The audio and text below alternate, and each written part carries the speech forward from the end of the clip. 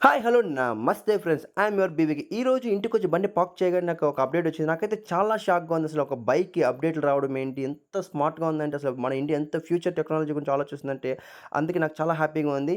ఈ move OS నుంచి move OS 4కి చేంజ్ అయ్యాక చాలా అప్డేట్స్, చాలా ఫీచర్స్ అన్ని యాడ్ అయ్యాయి. వాటన్నిటి గురించి ఒక పెద్ద వీడియో తీసి మీకు నేను చూపిస్తాను.